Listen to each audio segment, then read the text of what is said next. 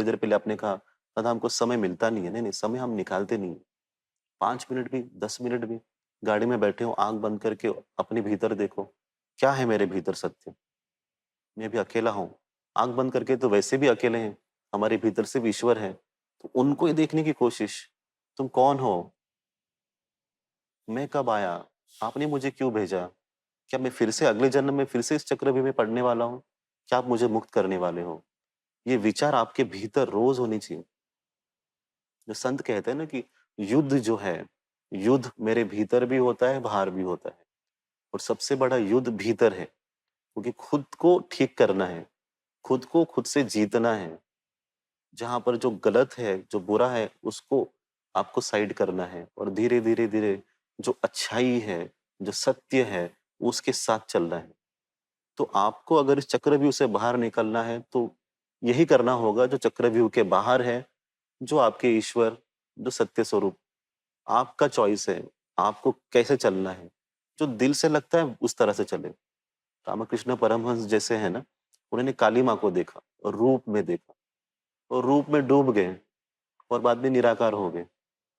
तो ये एक तरीका है जिसको कोई भी अनुभव कर सकता है। आप भी अनुभव कर सकते हैं, जो सुनने वाले भी कर सकते हैं। इसके लिए समय कुछ फिक्स नहीं है कि आपको 10 साल देने ही है या आपको 10 जन्म लेने ही है। आपका अगर ईश्वर से एक रिश्ता बन जाता है, संबंध बन जाता है, तो अपने आप ही वहाँ पहुँच जाते हो आप। दादा मेरे साथ भी इससे होता है। मैं जब भी शिरडी जाता हूँ हुँ, और पहली झलक बाबा की मुझे उनके हुँ, मंदिर में दिखती है, तो मेरी आंखों से आंसू बहने कम नहीं होते।